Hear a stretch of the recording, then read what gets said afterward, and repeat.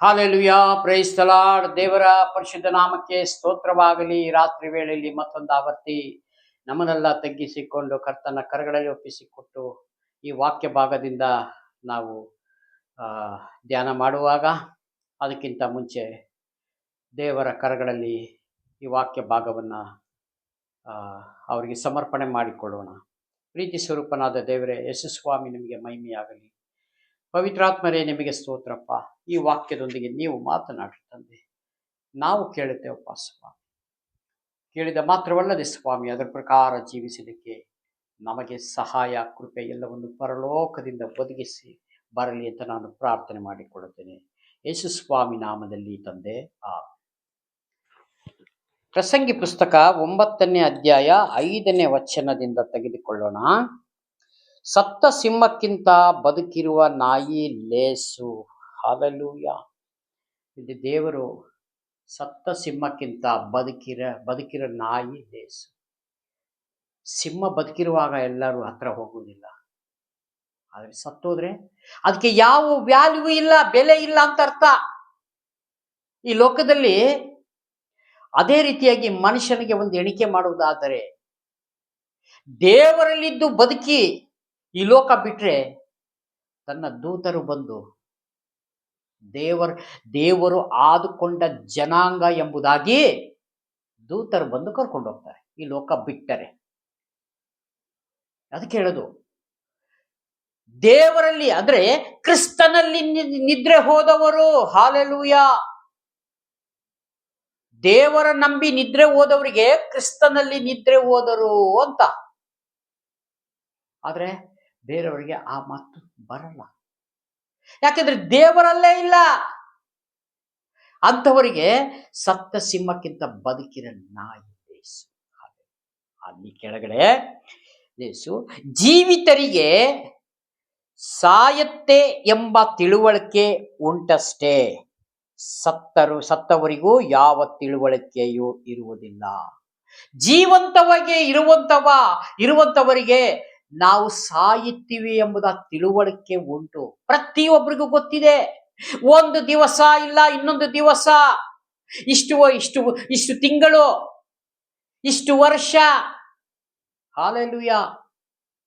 ಯಾವಾಗ ಯಾರು ಸಮಯ ಗೊತ್ತಿಲ್ಲ.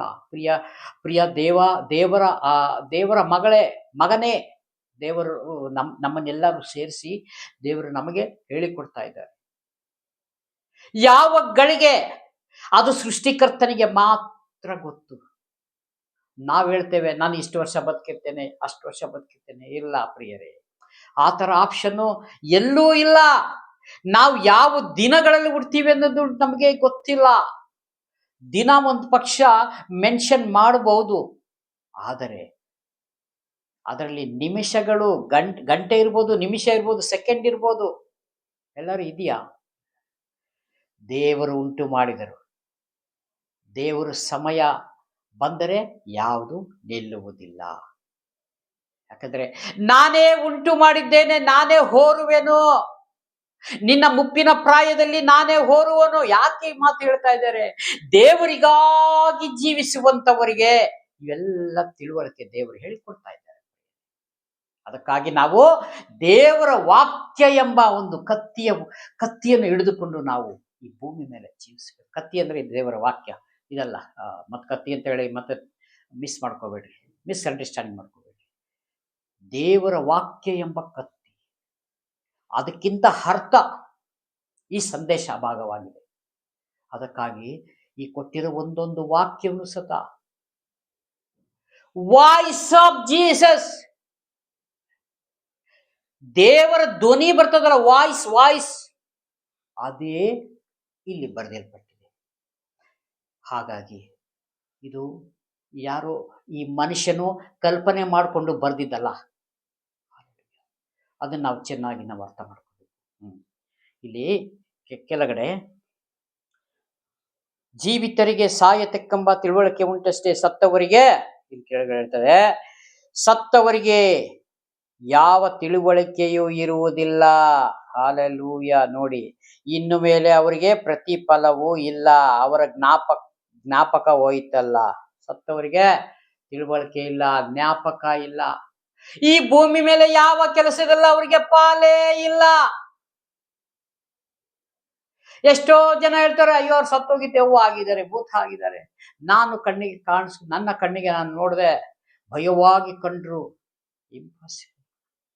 ಸತ್ತವರೆಲ್ಲ ದೆವ್ವ ಆಗೋದಾಗಿದ್ರೆ ಪ್ರಿಯರೇ, ಈ ಲೋಕದಲ್ಲಿ ಎಷ್ಟು ಜನ, ಈ ಪ್ರಪಂಚ ಸೃಷ್ಟಿ ಆದಾಗಿಂದ ಜನನ ಮರಣ ಈಗೆಲ್ಲ ಆಯ್ತು. ದೇವರಲ್ಲಿ ಇದ್ದಂಥವರು ಇಲ್ಲ, ಇಲ್ಲದೆ ಇರುವರು. ಹಾಗಾದ್ರೆ ಎಷ್ಟು ಜನ ಈ ಲೋಕದಲ್ಲಿ, ಇಲ್ಲಿ ಜನಸಂಖ್ಯೆ ಎಷ್ಟಿದೆಯೋ ಅದಕ್ಕಿಂತ ಹೆಚ್ಚು ದೆವ್ವಗಳು ಇರ್ತಿತ್ತು. ಆದರೆ ದೇವರ ವಾಕ್ಯ ಹೇಳ್ತದೆ, ಈ ಲೋಕದಲ್ಲಿ ಯಾವ ಪಾಲಿಲ್ಲ ಅವರಿಗೆ. ಸತ್ತವರಿಗೆ ನೋಡಿ, ಮತ್ತೊಂದ್ಸಲ ತೆಗೆದುಕೊಳ್ಳೋಣ. ಸತ್ತವರಿಗೂ ಯಾವ ತಿಳುವಳಿಕೆಯೂ ಇಲ್ಲ, ಅವರಿಗೆ ಇನ್ನು ಮೇಲೆ ಪ್ರತಿಫಲವೂ ಇಲ್ಲ. ಅವರ ಜ್ಞಾಪಕವೇ ಹೋಯಿತಲ್ಲ. ಅವರು ಸತ್ತಾಗಲೇ ಅವರ ಪ್ರೀತಿಯು, ಹಗೆಯು, ಹೊಟ್ಟೆ ಕಿಚ್ಚು ಅಳಿದು ಹೋದವು. ಹಾಲೆಲೂಯಾ. ಪ್ರೀತಿ, ಹಗೆತನ, ಹೊಟ್ಟೆ ಕಿಚ್ಚು, ಜಗಳ, ದುಂಬಿ, ಇಲ್ಲಿ ಏನೇನು ಕೆಲಸಗಳನ್ನ ಮಾಡ್ತಿದ್ರು, ಈ ಲೋಕದ ಸಂಬಂಧಪಟ್ಟ ಕೆಲಸಗಳು, ಅವೆಲ್ಲ ಅವರಿಂದ ಹೊರಟೋಯ್ತು. ಆದರೆ ಯಾವ ಪ್ರತಿಫಲವೂ ಅವರಿಗೆ ಇಲ್ಲಿ ಇಲ್ಲ. ಅವ್ರಿಗೆ ಎಲ್ಲೂ ಇಲ್ಲಿ ಯಾವ ಪ್ರತಿಫಲವೂ ಇಲ್ಲ, ಯಾವ್ದ್ರೊಳಗೂ ಅವ್ರಿಗೆ ಇಲ್ಲೇ ಇಲ್ಲ. ಅವರ ಆಧಾರ ಕಾರ್ಡ್ ಡಿಲೀಟ್ ಆಯ್ತಲ್ಲ, ಅವಾಗ ಎಲ್ಲಿದ್ದ ದೇವ ಇಲ್ಲ. ಅದು ಇಹಲೋಕದ ಅಧಿಪತಿ ಸೈತಾನನ ದೂತರು ಆ ರೀತಿ ಬರ್ತಾರೆ, ಅದನ್ನ ನೋಡಿರ್ತಾರಷ್ಟೇ, ಆದ್ರೆ ಅವರಿಗೆ ತಿಳುವಳಿಕೆ ಇಲ್ಲ. ಅದಕ್ಕಾಗಿ ಅದು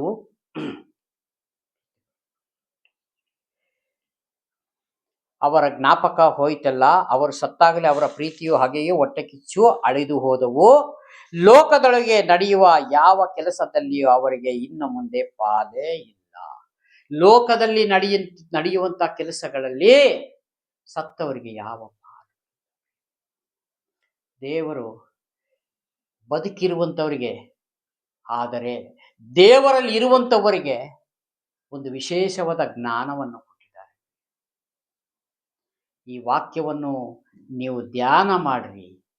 ಇದರಲ್ಲಿ ನಿಮಗೆ ಯಾವುದು ಬರೆದಿದ್ದೇನೋ, ಯಾರಿಗೆ, ದೇವರ ಮಕ್ಕಳಿಗೆ ಯಾವ ರೀತಿ ಬದುಕಬೇಕು ಅಂತ ನಾನು ಬರೆದಿದ್ದೇನೋ ಈ ಗ್ರಂಥದಲ್ಲಿ, ಅದನ್ನು ಹಿಡಿದುಕೊಂಡು ನೀವು ನನ್ನ ಬಳಿಗೆ ಬನ್ನಿರಿ.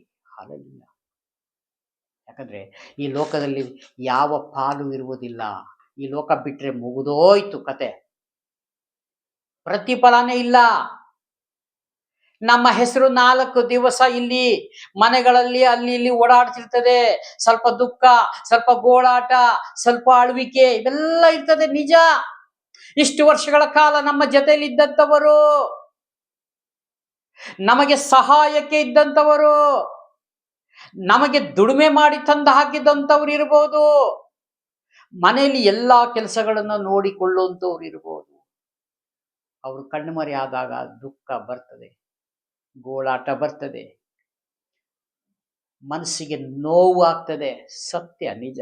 ಇದು ಕ್ರಿಸ್ತನಲ್ಲಿ ಇರುವಂತವರಿಗೂ ಇಲ್ಲದೆ ಇರುವಂತವರಿಗೂ ಸದಾ ಇದೆ.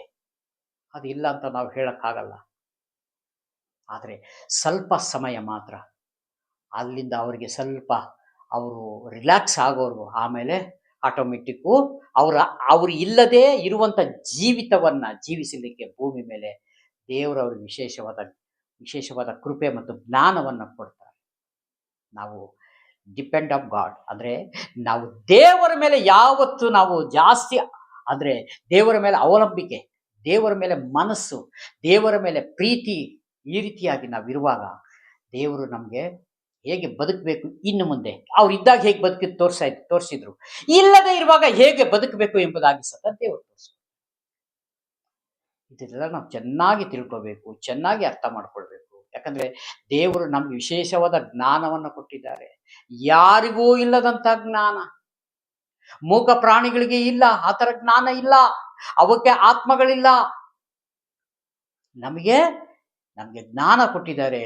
ಈ ಭೂಮಿ ಮೇಲೆ ಒಳ್ಳೆದು ಕೆಟ್ಟದು ಇವೆರಡು ಅರಿವನ್ನು ಕೊಟ್ಟಿದ್ದಾರೆ. ಈ ಲೋಕದಲ್ಲಿ ಪರಲೋಕ ಹೋಗಲಿಕ್ಕೆ ಮಾರ್ಗವನ್ನ ಕೊಟ್ಟಿದ್ದಾರೆ. ಎಷ್ಟು ಒಳ್ಳೆ ದೇವರು ನೋಡಿ ನಮಗೆ. ಎಂಥ ನಮಗೆ ಕರುಣಾಮಯಿ ತಂದೆ ಸಿಕ್ಕಿರೋ, ಎಲ್ಲ ಮಾರ್ಗ ತೋರಿಸಿ ಕೊಡ್ತಾ ಇದ್ದಾರೆ. ಹಾಲೆಲೂಯಾ. ಒಂದು ಕಾಲೇಜ್ನಲ್ಲಿ ಒಂದು ಪೆನ್ ಹಿಡ್ಕೊಂಡು ನಮಗೆ ಬರೀಬೇಕಾದ್ರೆ ಕೈ ಶೇಕ್ ಆಗ್ತದಲ್ಲ, ಆ ಸಮಯದಲ್ಲಿ ನಮ್ಮ ಕೈಗಳ ಮೇಲೆ ಅವರ ಕೈಗಳನ್ನ ಇಟ್ಟು ಬರೆಸ್ತಾ ಇರ್ತಾರೆ ನಮಗೆ. ನೀಟಾಗಿ ಬರೀ ಮಕ್ಕಳ, ನೀಟಾಗಿ ಬರೀ ನನ್ನ ಮಕ್ಕಳೇ. ಇಂಥ ದೇವರು ನಮ್ಮ ಸಂಗಡ ಇದ್ದಾರೆ ಎಂದ ಮೇಲೆ ನಮಗೆ ಯಾಕೆ ಭಯ? ಎಂದಿಗೂ ನಾವು ಭಯ ಪಡಬಾರ್ದು, ಎಂದಿಗೂ ದೇವರನ್ನ ಬಿಟ್ಟು ಜರುಗಬಾರ್ದು. ಅಂದ್ರೆ ಈ ಲೋಕದ ಆಶೀರ್ವಾದಗಳು ಬೇಗ ಬಂದ್ಬಿಡ್ತದೆ ನಿಜ, ಆದರೆ ಸ್ವಲ್ಪ ಕಾಲ ಮಾತ್ರ. ಬೇಕಾದಷ್ಟು ಕೊಟ್ಟು ಬಿಡ್ತಾರೆ, ಬೇಕಾದಷ್ಟು ಶ್ರೀಮಂತರಾಗ್ಬಿಡ್ಬೋದು. ಆದರೆ ದೇವರು ಕೊಡುವಂತಹ ಆಶೀರ್ವಾದ ತಡವಾದರೂ ತಾಮಸದು, ಅದು ಶಾಶ್ವತವಾಗಿ ಇರ್ತದೆ. ನೋಡಿ ಎಷ್ಟು ಚೆನ್ನಾಗಿದೆ. ಈಗ ಒಂದು ಚೈನಾ ಮೇಡು ಕಡಿಮೆ ರೇಟಿಗೆ ಸಿಗ್ತದೆ, ಸ್ವಲ್ಪ ಕಾಲ ಮಾತ್ರ. ಅದೇ ನೀವು ಒರಿಜಿನಲ್ ಯಾವ್ದಾರು ಒಂದು ಒಳ್ಳೆ ಕಂಪನಿ, ಒಂದು ಬ್ರ್ಯಾಂಡ್ ಕಂಪನಿ ತೆಗೆದುಕೊಂಡರೆ ಸ್ವಲ್ಪ ಹಣ ಜಾಸ್ತಿ ಕೊಡಬೇಕು, ಸ್ವಲ್ಪ ವರ್ಷ ಜಾಸ್ತಿ ಬಾಳಿಕೆ ಬರ್ತದೆ. ಆದರೆ ಈ ಭೂಮಿದ ನಿಮಗೆ ಒಂದು ಉದಾಹರಣೆ ಕೊಡ್ತಾ ಇರೋದು.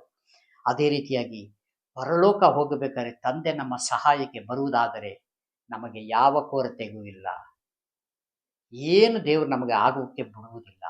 ಕೀರ್ತನೆಯಲ್ಲಿ ನೀವು ಓದಿರ್ಬೋದು, ಎಡಕ್ಕೆ 1000 ಜನ, ಬಲಕ್ಕೆ 10,000 ಜನ ಬಿದ್ದು ಸತ್ತರು, ದುಷ್ಟರಿಗೆ ಆಗುವ ಪ್ರತಿದಂಡನೆ ಕಣ್ಣಾರೆ ಕಾಣು, ನಿಮಗೇನು ತಟ್ಟದು.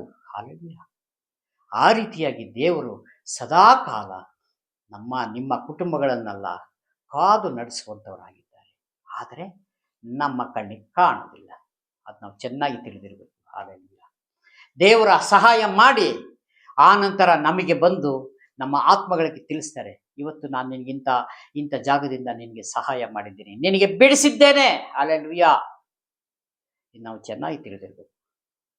ಈ ಕೊಟ್ಟಂತ ವಾಕ್ಯ ಸಂದೇಶಕ್ಕಾಗಿ ಸ್ತೋತ್ರ. ಇನ್ನು ಕೆಳಗಡೆ ಅನೇಕ ವಾಕ್ಯಗಳಿದೆ, ತೆಗೆದುಕೊಳ್ಳಕ್ಕೆ ಸಮಯವಿಲ್ಲ. ದೇವರ ಚಿತ್ತವಾದರೆ ನಾಳೆ ಇನ್ನೊಂದು 2 ವಾಕ್ಯಗಳನ್ನು ಧ್ಯಾನ ಮಾಡೋಣ.